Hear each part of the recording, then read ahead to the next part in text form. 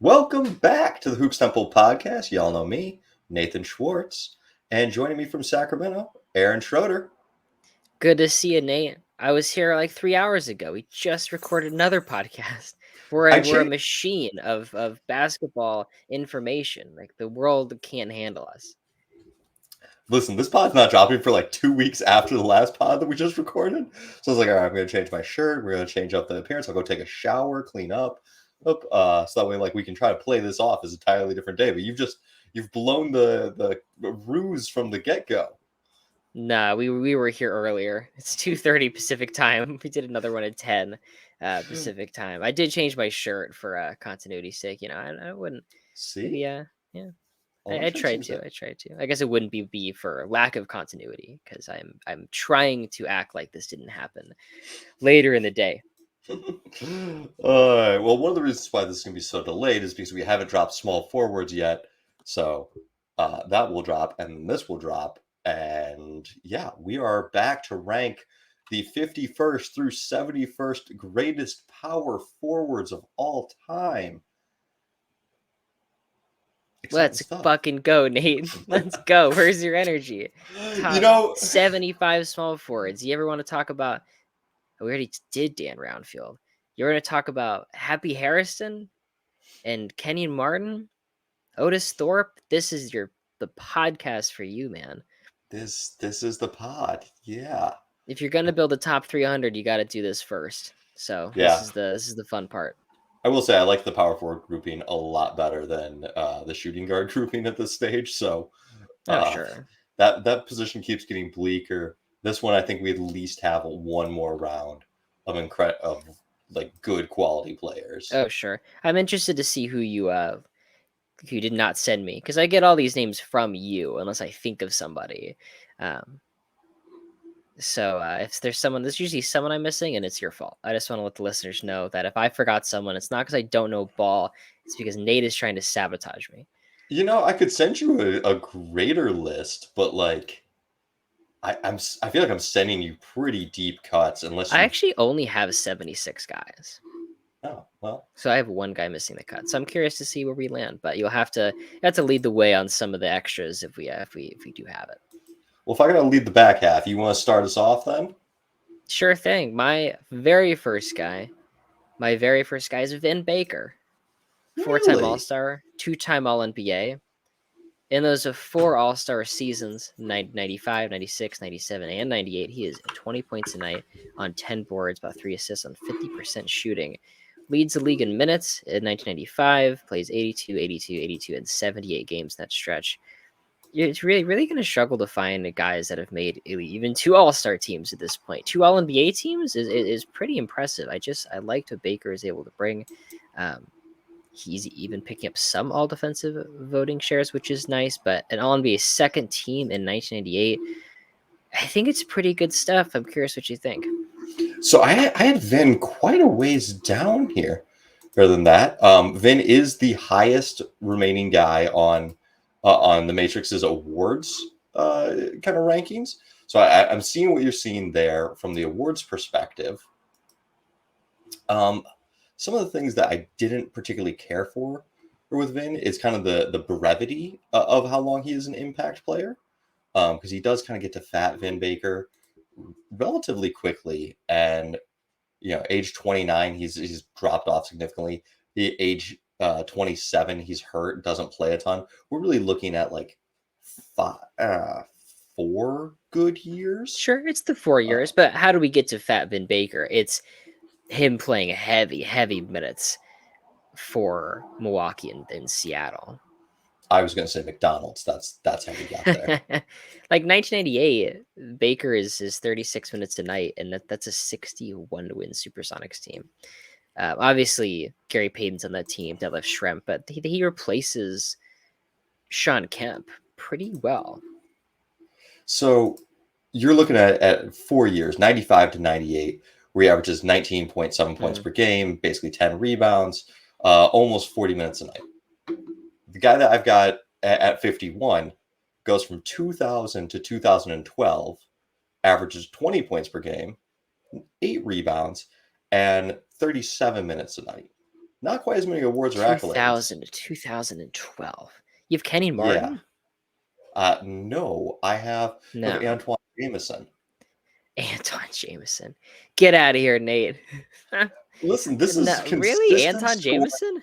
for over a decade. What, yeah, sure. We're not talking the cream of the crop guys is here, but then he does transition to a bench role. He gets sixth man of the year in the middle of this stretch. So we've seen him on his own be the guy that can deliver the high value, well, low value points, but high volume points. And then on a good team, can transition his game and still produce value. He is so inefficient for a power forward. It just drives me crazy. I really couldn't get over that. I think he should be higher than I had him, but he's like the third piece on the Wizards behind Butler and Agent Zero, and they're getting obliterated by the Cavs. And he shoots 45% for his career, and it's so low. How much? I'm not a Vorp guy, but he has like 24. No, I'm thinking of Kevin Willis, but in terms of like Yeah. ridiculously low Vorp, but I'm just not Actually, as into it. Ironically, Jameson also has 24 VORP, but 87.8 win shares. The win shares are there. And as far as his negative scoring, we're talking career true shooting added of negative 250, whereas Vin, we're looking at negative 150. Vin's got a career true shooting of 52.2%, just a lower volume, whereas Jameson 52.3. So about even scoring, just a much longer period of doing it. I can see it. Well, let's give me the next two guys you have, or three guys, and I'll give you mine, and we'll see if we can find one common ground and talk about that. Our one common ground is going to be my next guy, or not my next guy, my 53 nomination, because you hate my 52 nomination. You know who it is. Which is Antoine Walker. It's Antoine. Of course, I'm willing to settle for Antoine Walker, but who's their next guy? 53 is David West. Yeah, okay. No, I like that better. I had West. I knew you were going to like David 54. West better. I'm a David West guy. Who are your 52 and 53 then, in between West and Zach Randolph and Charles Oakley? Okay. I had West just one over Randolph.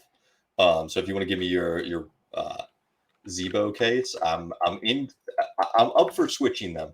The Matrix greatly prefers Zach Randolph is awesome. Sorry, go ahead. The Matrix just greatly prefers Randolph. Like he comes in 187. West comes in 256. So if you're into making that switch, just give me a good case. From 2004 to 2018, he's given you 18 points and 10 boards, but he isn't the best player on the grid and grind Grizzlies, but man, is he really good. 2013 versus the Clippers, 21 points and 8 boards. Then in the second round versus the Thunder, he's given you 18 and 11. These are really good Grizzlies teams. Like in that series versus the Thunder, like he's second in scoring right behind Gasol, but first in boards. And man, I like his contributions to winning. He has a really great game. I'm trying to find it. 1 second. Dun, dun, dun, dun, dun, dun, dun, dun. I don't know where it is. Anyways, he destroys the Clippers. Or this is the Spurs? It's the Spurs when they beat him, the 8th seed to the 1 seed. And I can't find the game, but I'll find it. I've got a David West Spurs game for you. They're playing in this is during his not OKC. It's his Hornets time, which I believe is when they were in Oklahoma.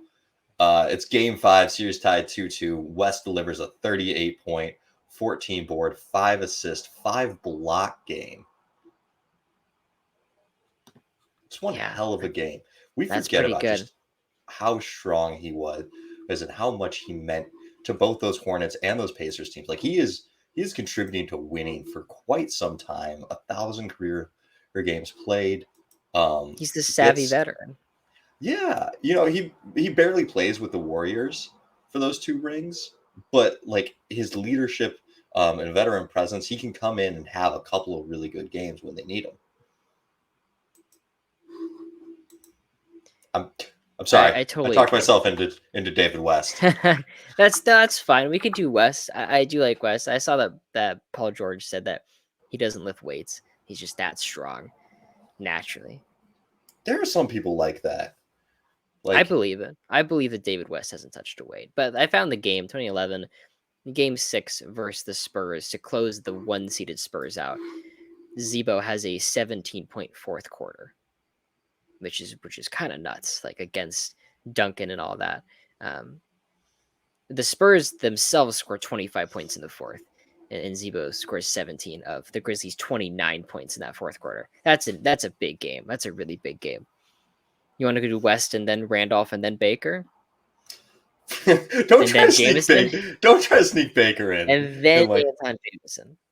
No, we're not just gonna sneak Baker in like that. You're not are you a longevity guy now? What's your deal? What longevity? Baker What's wrong with you?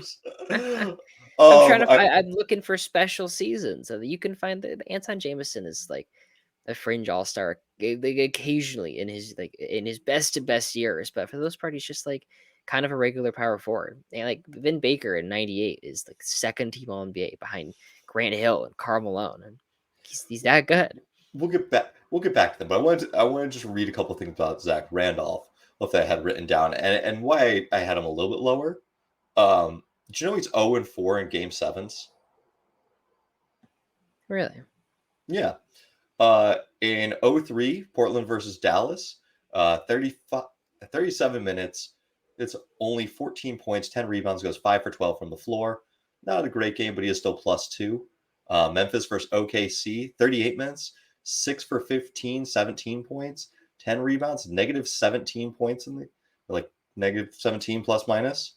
2012, Memphis versus the Clippers, 39 minutes, goes 3 for 12, 9 points, 12 boards, -8 for the Grizzlies. And then 2014 against OKC, he does not play because he's suspended because he punched Steven Adams in the face. You know, the thing with Randolph and those kind of players, he's the bully ball stuff. It is hard to do come playoff time. There are kinds of players like that really are affected by the tougher playoff defense. There are spot up shooters that don't have as much space anymore, and there's guys like Zebo. Zach Randolph goes from 47% shooting in the regular season to 44% shooting in the playoffs, which for a power forward, like a very tall person, isn't ideal. But what's Anton Jameson shooting in the playoffs? About 45%. Yeah. Yeah. All right. Can I just hammer the nail in the Vin Baker coffin and then us not talk about him for a few minutes? No, go. This better be the fact that this better be damning evidence, like he didn't make the All NBA team in '98 or something. So, do you know how many wins these Vin Baker teams are? It's not much, but we're way past the point where we're gonna care about that. These are not first options. These are just they're not. I think they win 38 games or something, 40 something. So the 3 Bucks years, 34, 25, 33. That's not that bad. That's not that bad from this stretch. And I like when guys are able to be respected on bad teams. I think that's important. Anton Jameson is on some shitty teams, dude. He's not good enough to make the All NBA despite that. Like I think it's an accomplishment at this point on the list to be respected by the league enough to make the All NBA or All Star team while being on a bad team. It's tough to do. And Jameson has his chances. He has his chances to make that, but it's not happening. Like 2003 on a 38-win Warriors team. He's 22-7, plays every game, almost 40 minutes a night, and it's like whatever. Who cares? I didn't realize Gilbert Arenas was on this team too. Why have I never seen like an Anton Jameson interview about playing with Gilbert Arenas for 8 years? Is he okay? Could not. I mean, they also had Caron Butler, so it was an entertaining. Did they all time. get traded at the same? I feel like I missed that chapter in my NBA history book. Oh, it's the ultimate schmedium 3. But they went from Golden State to Washington together. No, because Howard, No. sorry, not Howard. Jameson goes to Dallas before joining up with Washington again. Yeah. I don't know. I do think that this All NBA era is kind of a weaker. He gets in 97 and 98. I'm pulling up the lists, and in 97 he beats out Tom Gugliotta. It's a good player. Yeah, but By, who's he right next to? Like, look at 98. so in 97 he beats out Tom Gugliotta by 1 vote. 98, this is when he gets second team, and he's right next to Grant Hill, above 32-year-old Scottie Pippen, who played 44 games. Like it was kind of a weaker time for forward. It's the end of Barkley and Malone's still up there, but end of Barkley and then kind of pre KG taking over. So, and just Okay. saying. The highest All NBA voting Anton Jameson ever got was 24th. He was behind Rasheed Wallace and David West and Carmelo Anthony. So But he's it's the like longevity for Jameson. He's like the fifth. He's like fifth team All NBA. Yeah, I'm not doing it. what, This is a tombstone issue for me. I don't like this Anton is Jameson. tombstone? I don't like Anton Jameson that much. I had him at 60. Tombstone. I had him at 63. I find him wildly underwhelming. If you want to bump him up into the mid 50s, I'll be there. But over players that like actually contributed to really good teams or made All NBA teams and stuff, like I don't know what Jameson's doing to make that special. He watered Okay. around some mediocre teams and gave you 20 points. It's whatever. Okay. Can we do Antoine Walker then? At 53? I'll accept it. I'll accept All right. Walker gets 53. Who else do we have? it. Sorry, who's 51 and 52? Who'd we lock in again? David West, Zach Randolph, in that order. Do we have anyone else here? Because I don't think either of us are quite ready to budge on Vin or Antoine over each other. Because I've got. So we did West, Randolph. Do you want to just put Walker here? Put Anton Walker. All right. Yeah.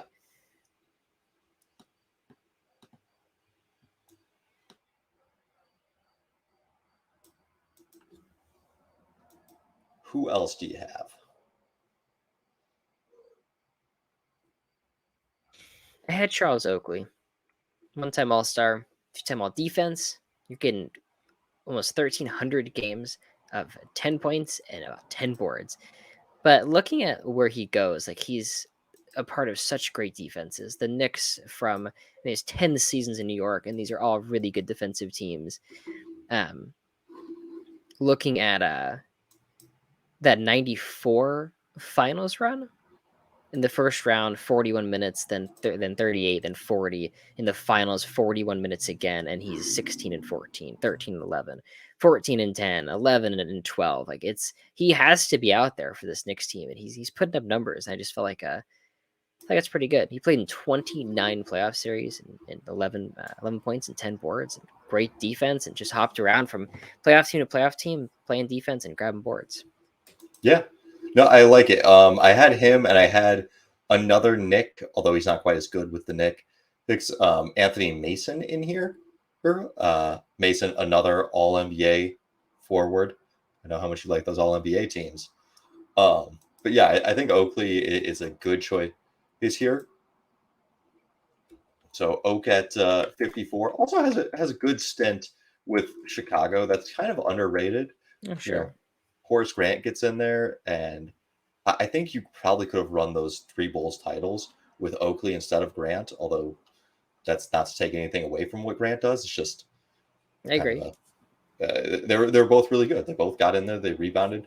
They did the dirty work. The Knicks have one of, if not the best defenses. They're like they're 1 to 3, like 91 through 95, if with Oak in there. So yeah, solid.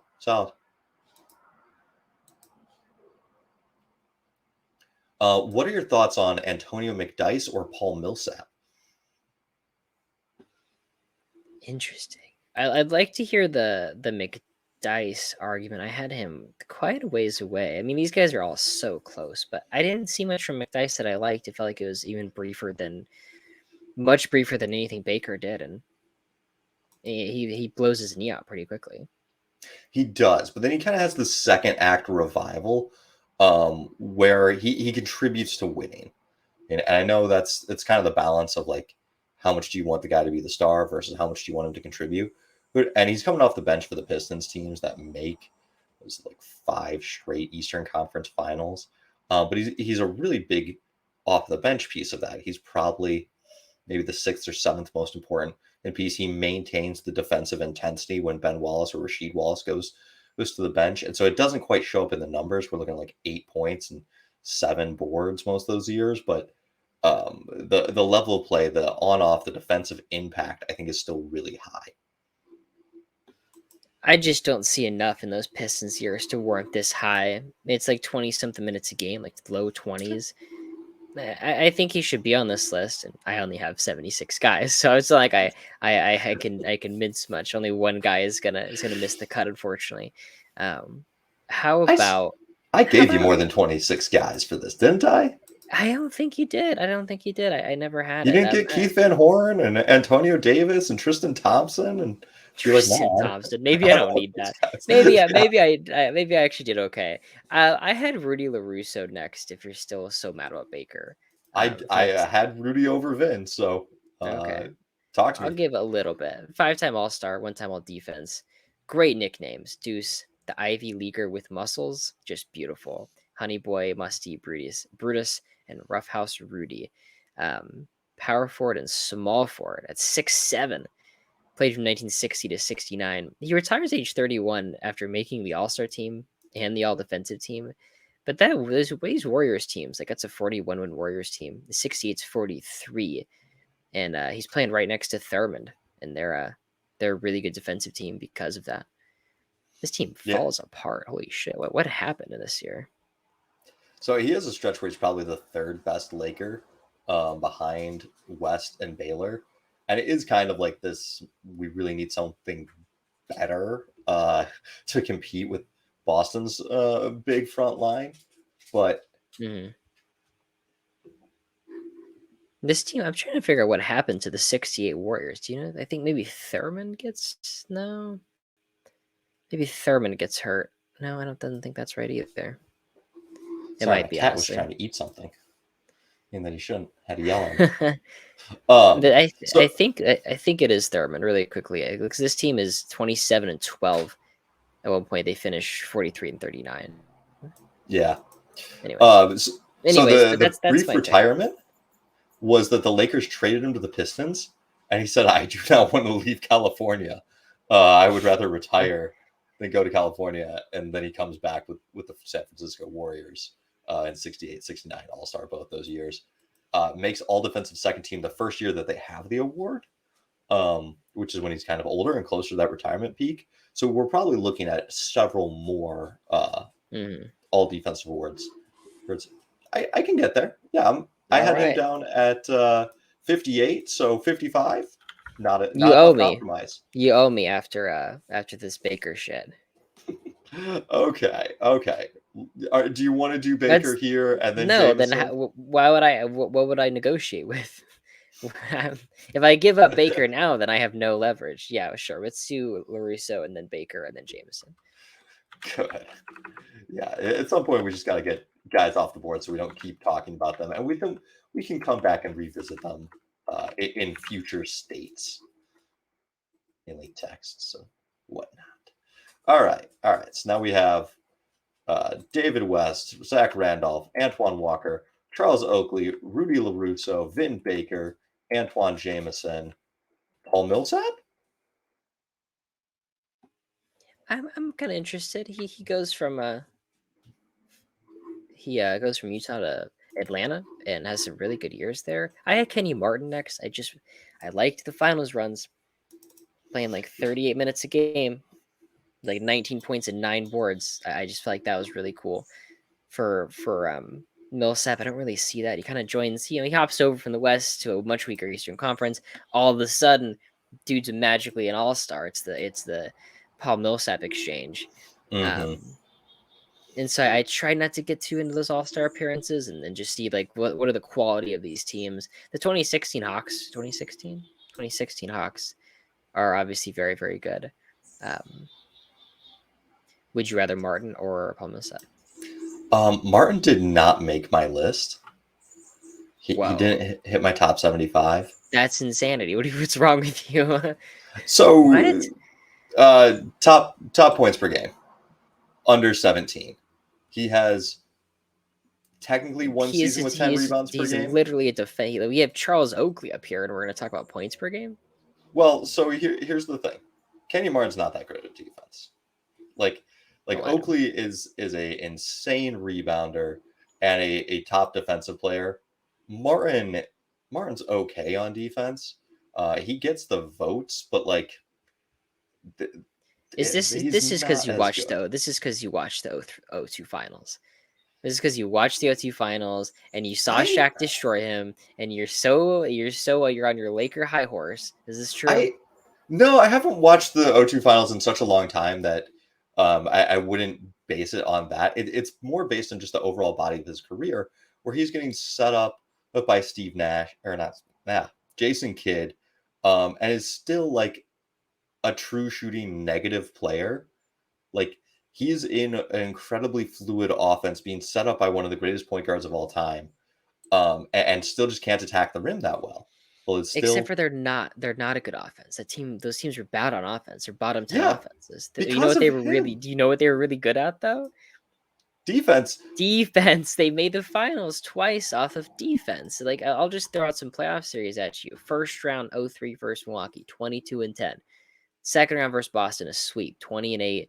Conference finals, a sweep, 19-9. In the finals, gets obliterated by Tim Duncan. That's too bad.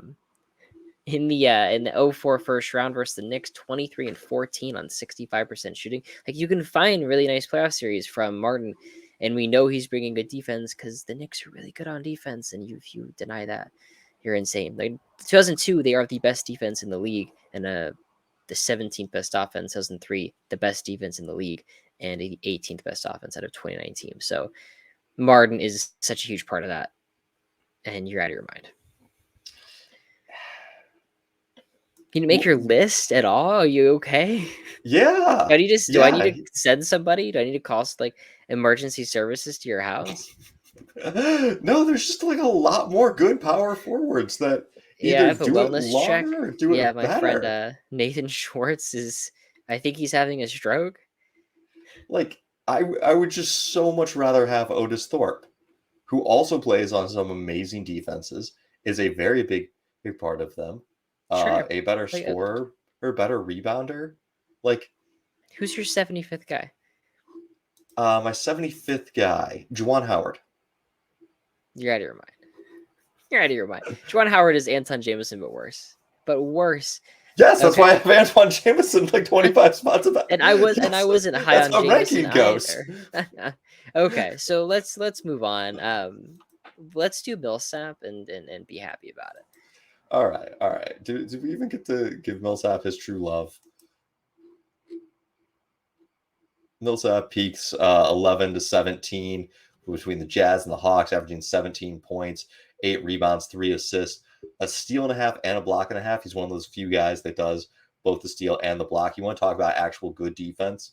Paul Millsap played really good defense. Member of the 60-win Hawks, the 4 All-Star Hawks. Yep. Yeah.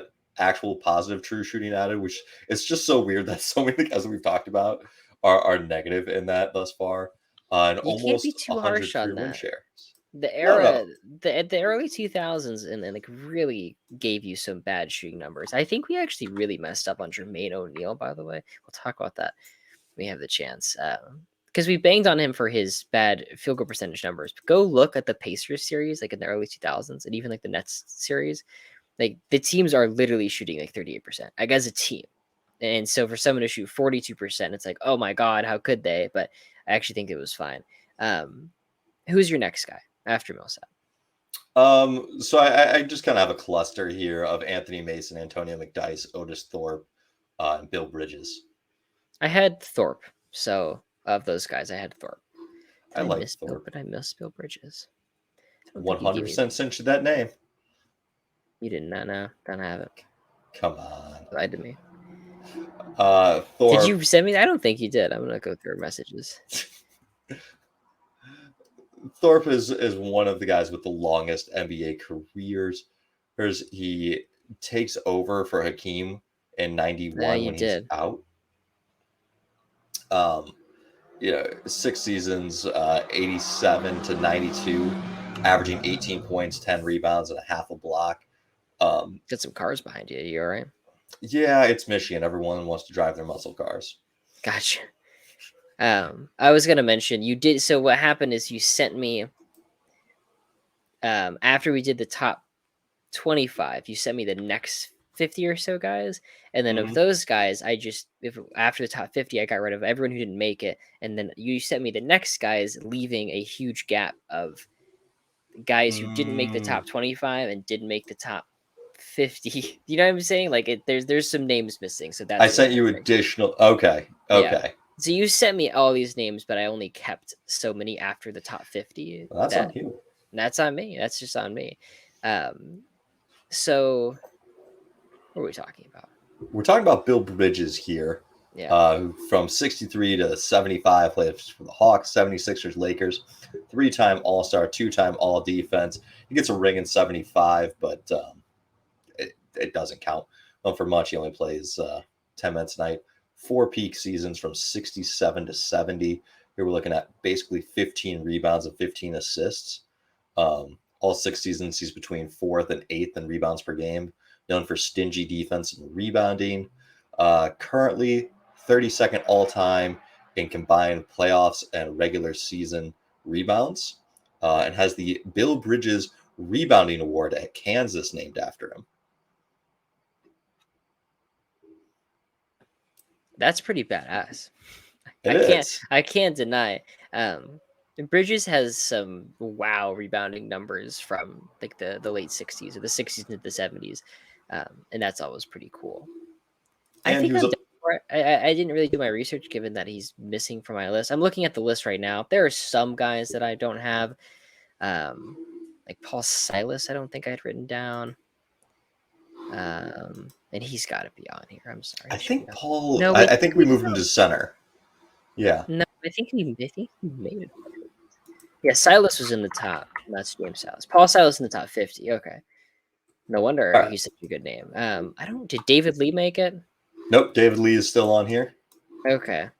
Got him right behind Sharif Abdur-Rahim. I'll keep him in mind. I don't think anyone else. These are most of these guys made the top 50. Chuck Robinson. It's not very much. It's not very much, so I'm saying. Yeah. Okay, so we locked in Bill Bridges, right? Yep. Bill Bridges, number 60. Number 60. You got a nomination for 61?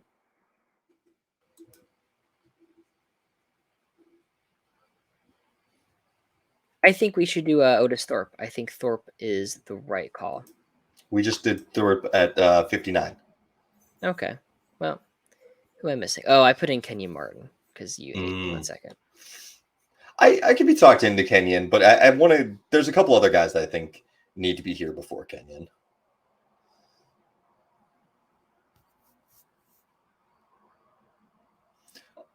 I will say one thing in Kenyon's favor, though, is like he does not get many awards.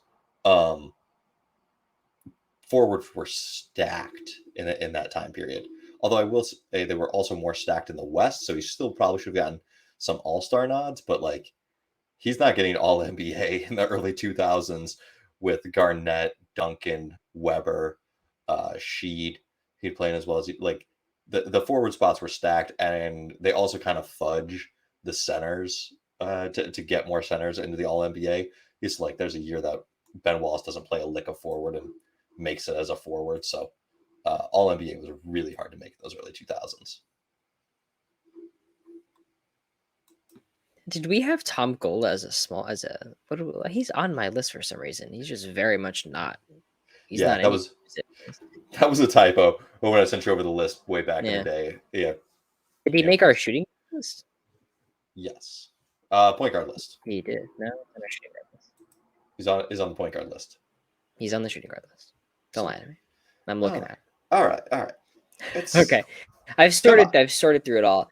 Can we talk about Sydney Wicks? Yeah, I like Great. Sydney. Talk to me about him. I actually, looking at my list, I think I do have most of these people. I've pretty much everyone. I have David Lee, but Wicks is a 4-time All-Star. He joins the brand new expansion Blazers, and he is leading some very bad teams. But I really don't think he's making these All-Star appearances because he's just like the best player on a shitty expansion team. The numbers are great. Um, his rookie year, he's 25 points, 12 boards, and 4 assists. Next year follows that up with 24 points and 11 boards. Like, these are 4 straight All-Star seasons. A combined 23, 11, and 4. He's this crazy passing big man, really, and it's a bummer he doesn't stick around long enough. He ends up getting traded to Boston. I feel like him and Walton would have been awesome. They do play a season together, but Walton's a rookie. He's banked up as always. What do you think about Wicks? Because I was just in on it. I really was. So Wicks is really interesting because people either love him or hate him. I found a number of good quotes. Like, he invoked feelings. John Wooden declared him the fastest big man he has ever coached, fastest, quickest, and that, Bill Walton, Kareem, like, Wooden coach some of the good bigs. Dave DeBuscher also, trumpeted that, saying he's the quickest big man. He'll beat you to the basket if you let him. So you got to stay between him and the basket, and then he's got this crazy jump shot, basically.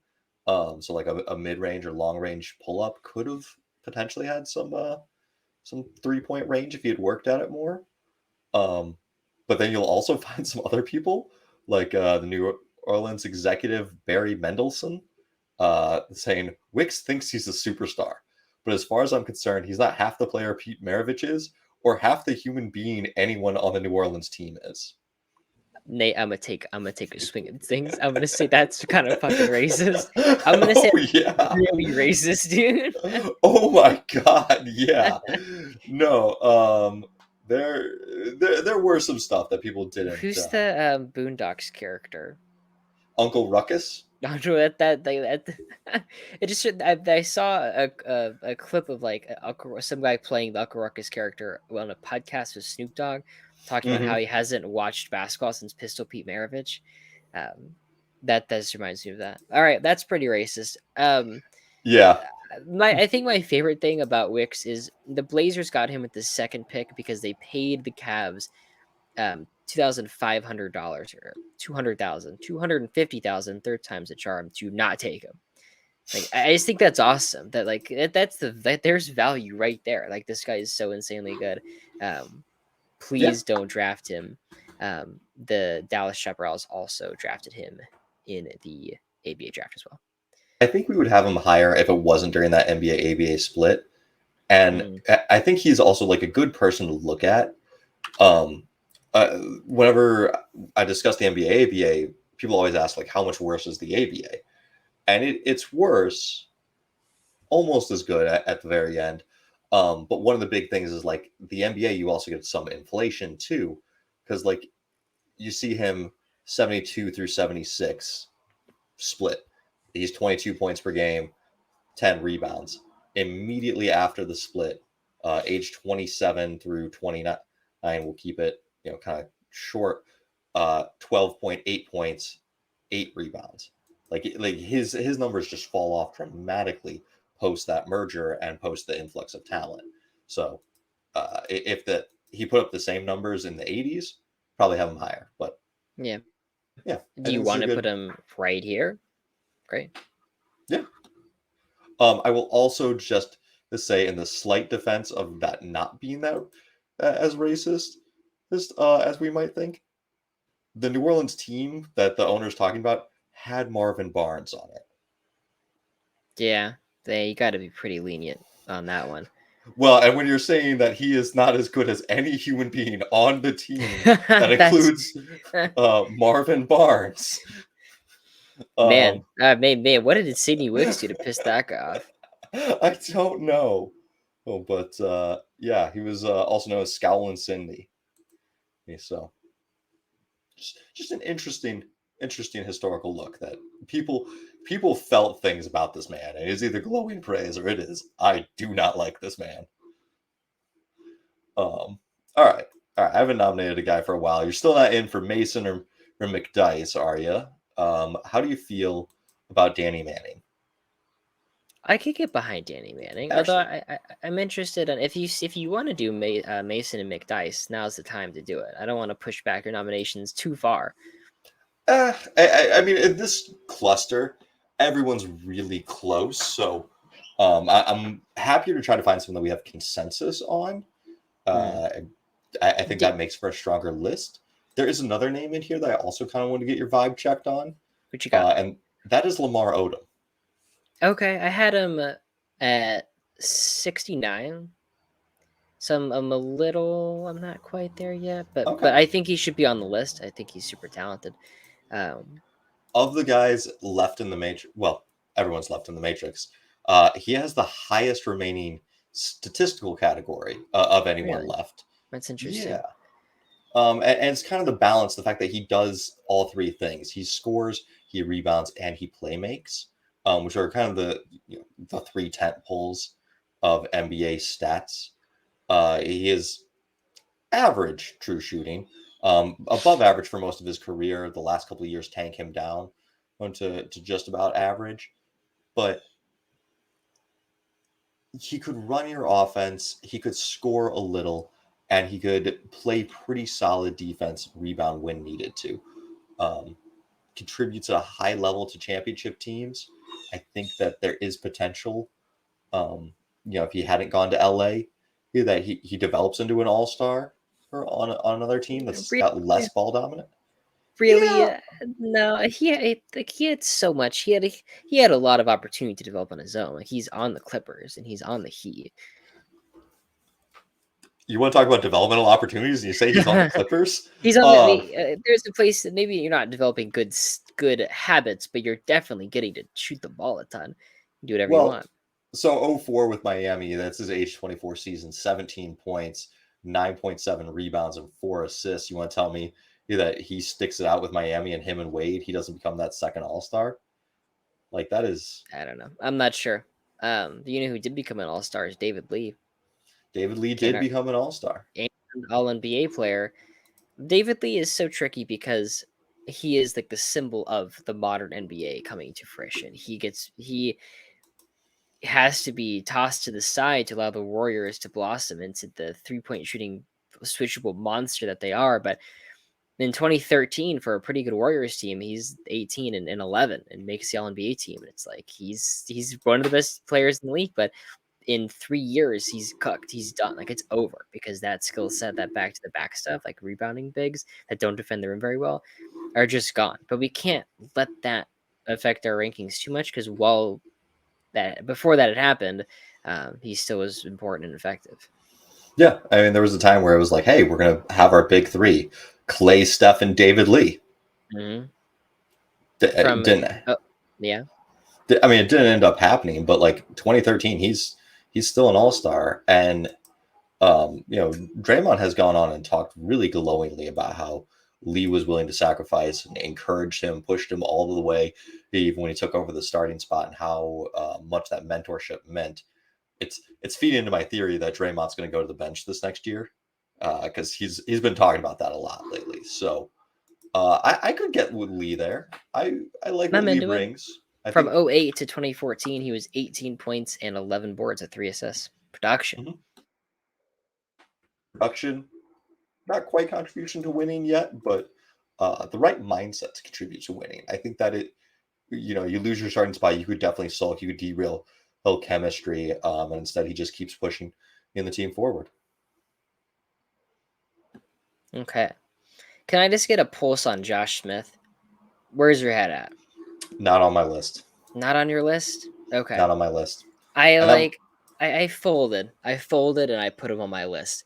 Like we remember him for being a knucklehead and like doing really dumb shit on the last 4 or 5 stops, but he has 9 years in Atlanta where he's 15 and 8 with 2.1 blocks and 1.3 steals. And maybe he's block hunting and steal hunting and he's not actually that good on defense, but he's shooting like 50% from the field occasionally. He's getting to the rim. He's get into 4 assists. Like the production is there. If it wasn't for like the absence of basketball IQ, I feel like he would already have been ranked. The word occasionally is doing a lot of heavy lifting in that sentence. A lot of heavy lifting. If you mean once in his entire career, as occasionally, sure. Well, to be fair, it's like 49% in 2009 and 50% in 2010 and 48% in 2011. So there are times. Yeah. Um, So if I occasionally mean like, 30 of the games that well, here I'll season. just say from in his Atlanta tenure, from let's say from 07 to 2013, 17 points, 8.5 boards, 3.5 assists, 3.4 stocks on 47% shooting. What's not to love, Nate? What's not to love? The fact that it just didn't mean anything. The fact Sure, that sure, it meant some stuff. They beat Orlando in the 2011 first round. He averaged 14 and 8. They beat wow, Dwayne 14 Wade's and 8. Heat. They beat Dwayne Wade's Heat 16 and 9. I'm not ready for him either. I'm just trying to see. Where we're Yeah, at. Do you want to do yeah. your guys, McDice and Yeah, let's the other one? are you Mace. cool with Mason and the McDice? Sure. Mace, just incredible old Nick for a tenure or there, and then goes to Charlotte and gets to play a lot more with the ball in his hands. His 97 season, the 1 year that he's all NBA, is 16 points, 11 boards, and almost 6 assists. Like he had these kind of unexpected passing chops. That's when you started to give him the ball more and let him create. Also, big part of the Knicks Hornets rivalry. Like as soon as he goes, it was like that thing gets heated, and then him and the Heat get heated. Like he was just a fiery, intense presence. It's that you know not to beat a dead horse, but he contributed to winning. He is the crazy that you got to have to win. That's what we're looking for. So with that, we're at 65, correct? Yeah, if we For do the next guy. Mace McDice, yep. So 65. Can we slip in Kenny Martin? Is it time? Come on. All right. It's him or it's like Kevin Willis, and I'm taking Martin. Okay, we can do Martin. I think we do Odom. Sure thing. Let's do it. All right. So Martin 65, Odom 66, 67. How do you feel about Danny Manning? You asked me this earlier and we got sidetracked. Danny Manning made the playoffs with the Clippers. For that, he is a god, and I respect any ranking. So Danny Manning made it with the Clippers. He also gets traded for Dominique Wilkins in a move that was not the most fan felt, because Wilkins was still really good, but Manning, while not being as efficient of a scorer, being slightly below league average as a scorer, was a much better defensive player. And him and the Thief, if combined, to be like a really nice defensive combo going into the Mookie playoffs. Blaylock. Mookie Blaylock. I saw a random Reddit post. I was just reading around, and it said, "This guy's like, I lived in Atlanta, and Dominic Wilkins and Deion Sanders were running drug money through their clubs they owned, and they started to get found out, and people started to realize, and they both get traded in '93 from the Hawks to the Clippers, and from the Falcons to the Niners." Like they both just basically skipped down. I don't know if that's true. I read it online. It may be totally false, but that guy was like, "Yeah, everyone knew it. I was there." Like, of course they were doing that. Like, they weren't selling drugs themselves, but their facilities were being used, and they were aware of it. Source: it came to me in a dream. My source is that I made it the fuck up. I mean, it's okay. All right. I don't know what more to say to that, but yeah, Danny Manning, good player. Good player. Can we throw in a Happy Hairston for number 68? He is my next guy. Oh, perfect. Big minutes on the 72 Lakers, one of like the 10 best teams ever. Man, I really got to do a better job of including my context here. I think it's when, okay. I wrote down like a bunch of quotes for these guys, but I forgot to list the context for it. But Harrison, after being named to the All NBA team, him and or He didn't not make being All named to NBA the team. not being named to the All NBA team, saying I'm not really too surprised. Automatically, West and Wilt were on it, but I thought the coaches would select me. I think I played about as well as any forward in the division, except for maybe Jerry Lucas and Bob Love. It's a funny thing. If I had been on one of the expansion teams, I would have made it. It would have been much easier to score 28 to 30 points a game. I would have had quite a few rebounds too. But on this team, there's just not as many scoring or rebounding opportunities. But I'd really rather be a Laker. He kind of sacrificed the individual numbers and focused on the team success. Gets those rings. True shooting added, very effective player, almost 900 and 70 career win shares. Sure. This is he's just so mad at Sidney Wicks and Bob Kaufman. He's fucking furious. We talked about Wicks, we'll probably talk about Kaufman.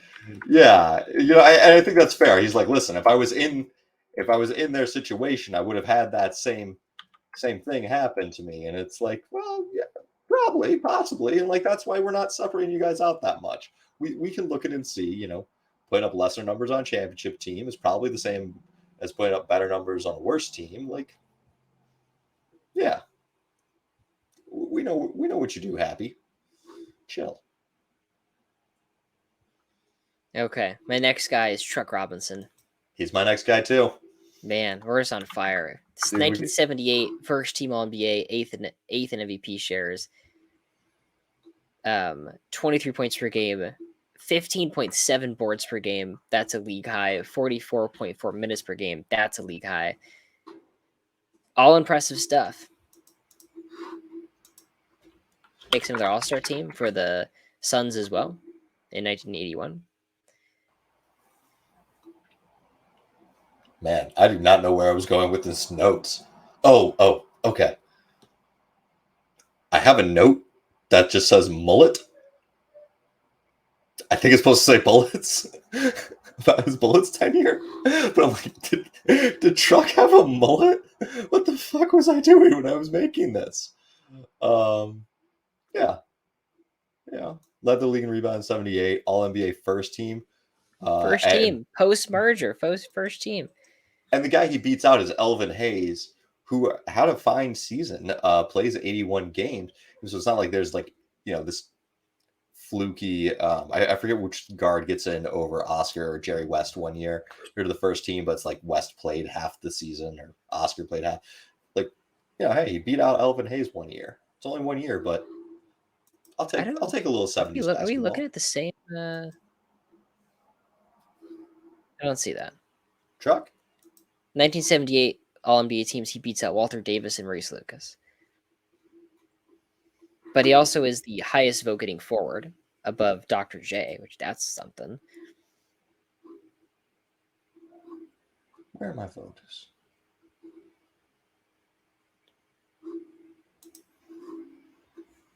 I don't know what I'm looking at. Do they not? Well, Elvin Hayes also doesn't make the team. So, suck it, Elvin Hayes. They only have one all-defensive team vote written down for 78. It's just Bobby Jones, first team. He's the only all-defensive team, one guy. I know a few of the, I think it's 78, 74, and 75 or something. The archives are missing. They're incomplete. All right, so that's our 69th guy. Give me your 70th guy.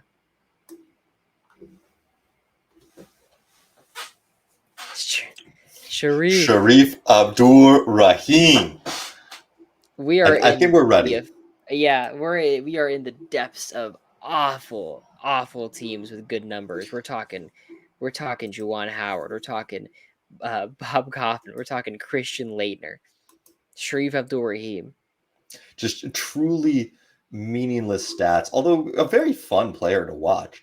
I saw the thing on TikTok a little bit ago about like, hey, if you just watched highlights of guys, who would you believe were all-stars? Sharif could attack well, and Sharif, if he had a mid-range game, he had a pull-up, he had an explosive dunk. I think I think he would rate much higher if you just watched highlights. Jason Terry, you talked about the guy has a flair for scoring. He just finds the basket. We're definitely going to be a playoff team next year.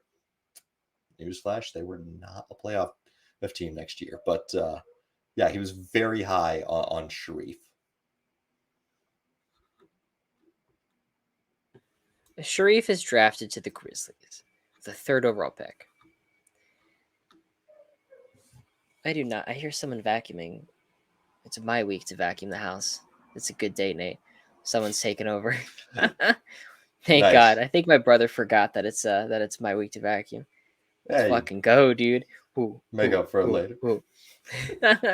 Okay, it's true for the he gets drafted to the Vancouver Grizzlies, which is basically hell. It's a great city.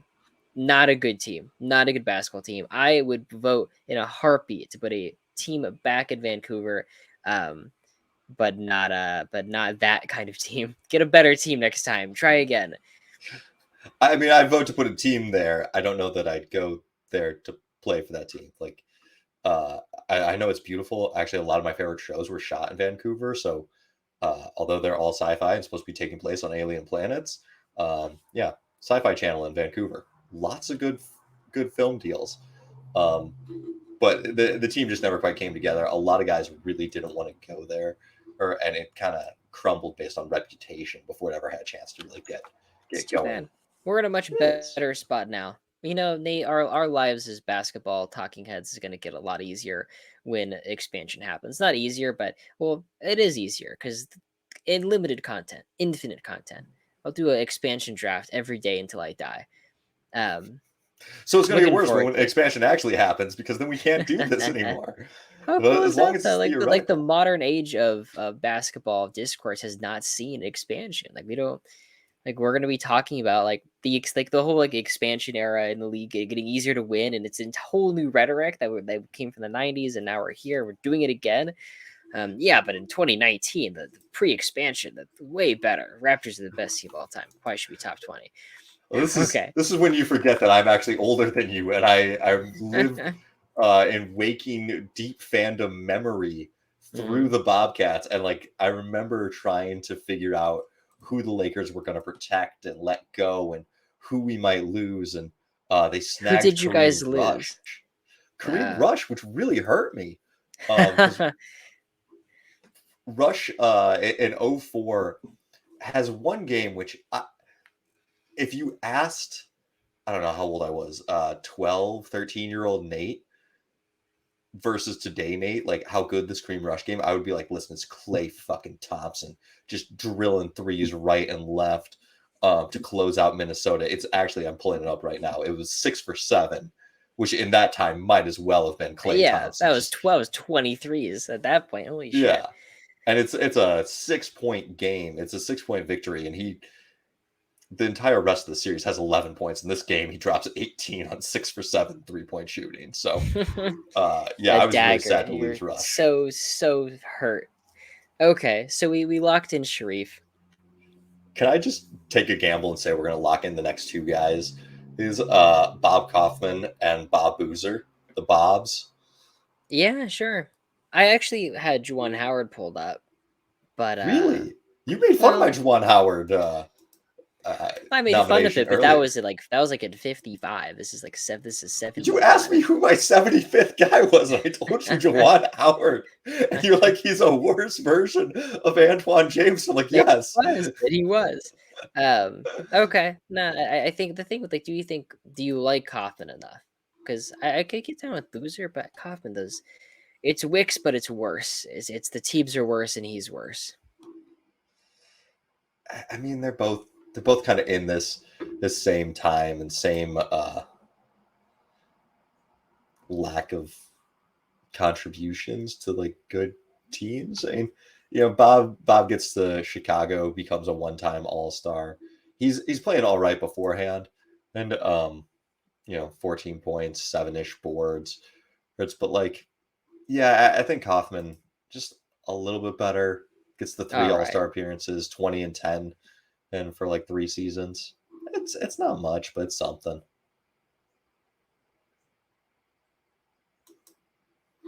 All right, so if we go Kaufman 71, Boozer 72, Who you want for 73?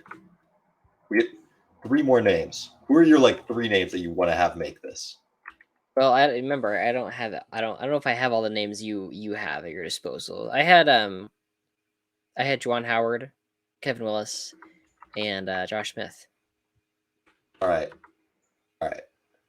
Kevin Willis is my next guy, but then I've got one name that's not on your list that I really think should make it, and there's an argument for him to be higher, but I didn't push for him, so I guess that's on me. But are you comfortable with Kevin Willis at 73? Yeah, I am. Played until he was 44 years old. 1,424 games, 12 points and 8 boards. 1992, 18 points and 15 and a half boards. Good stuff from Willis. And that's after destroying his knee in 1988. He missed the entire 1980-89 season with a knee injury. That was age 26, and he played until he was 44. That's impressive stuff. Yes. Now, out of anyone that has played 12,000 games or 1,200 games, Kevin Willis is like the worst in almost every statistical category. Well, he's not blocking shots and he's not scoring efficiently. He has 82 win shares, but his -1.4. But he is the worst at that many games. It's the worst win. Well, how many? But like, here's the thing: how many guys played 1,200 games? Like he has played 14. Well, he plays in a ton of games. Yeah, he has played a ton of games, and a lot of the later ones also helped drag down a lot of his things. I think I could say pretty confidently he is the worst player to play 1,400 games. Like, usually, if it's like Vince Carter, it's like he made 8 All-Star teams. Like, no wonder he's playing so long. He's a great player. Kevin Willis stretched out a fringe All-Star, fringe All-NBA guy into the longest career ever, age 44. My goodness. Okay. So you have Willis at 73. Who is your mystery man? My mystery man is Sam Perkins. Wow. No, I do like that a lot, actually. Yeah. Now, Perk. Can we do Perkins above Willis? I can be talked into it. My thing with Perkins is like the idea of Perkins is always better than what Perkins actually is. And we talk about Perkins being a 3-point shooter, and he develops into one pretty late into his career. Like he's less than a 3 a game from 85 to 93 and shooting 27%. So like not efficient, volume. And then he gets to Seattle later, 94, age 32, and then starts shooting threes. He's at a more regular clip. There were a lot of teams that really wanted him to be like the next guy or be the guy that takes them a leg up. He's on the 88 Dallas Mavericks that go to the Western Conference Finals, and they're, it's him and it's Dantley. And they're like, can we get over the hump of Ron Harper? They had a lot of good guys, but like he never quite ascends to the star level. He never makes an all-star team. And like kind of looking back at him, I almost feel that he's a little bit Kyle Kuzma-esque of this guy that like at a young age, like, oh, maybe he becomes an all-star. And then you're just like, nope. Just never quite gets to where you want him to be. So that's why I had him below Willis. But you could talk me pretty much as high as like Truck Robinson on this guy, or just guys that got a lot of meaningless stats if you really like it, because he is a big part of the 91 Lakers finals run.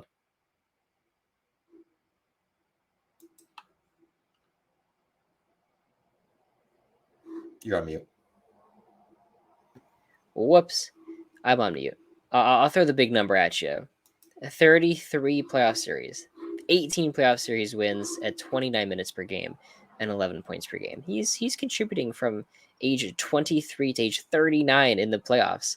In the 96 finals run on the Sonics, 32 minutes a game in that finals.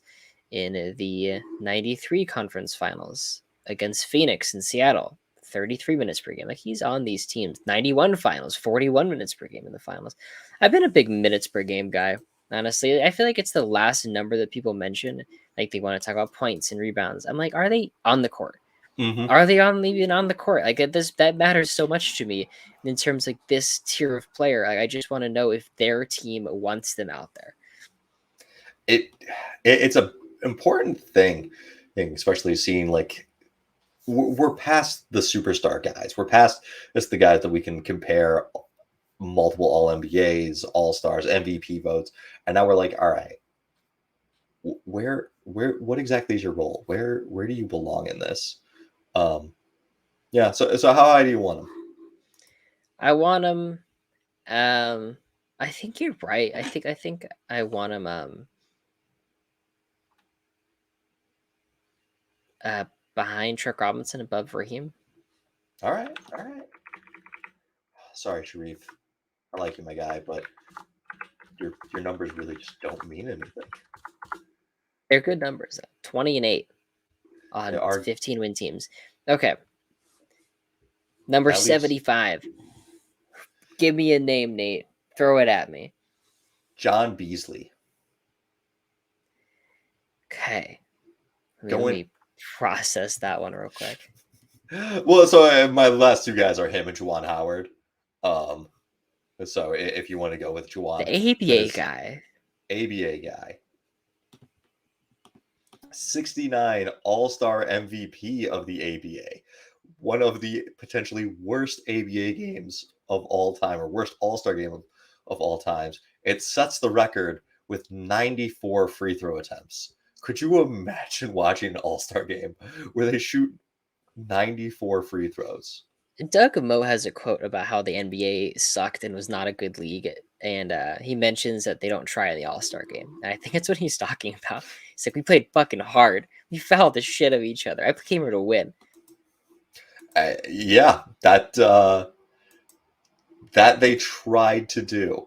Yeah, it's 3 seasons. It's the early ABA stuff.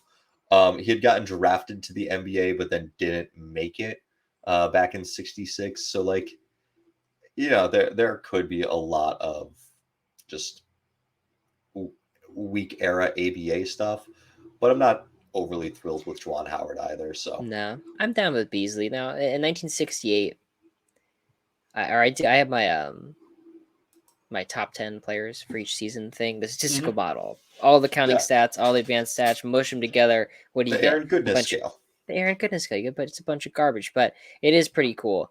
1968 in the ABA, he comes in 5th. He's the 5th best player. 1969, he's 11th. And 70, he's outside the top 15. But 1968, the 5th best player in the ABA.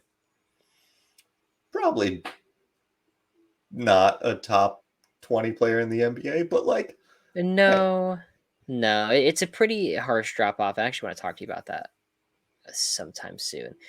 This first year, and he's probably top 40 player. Top 30. All right. We should do Juwan Howard. Okay, let's do it. Damn, talk yourself out of it.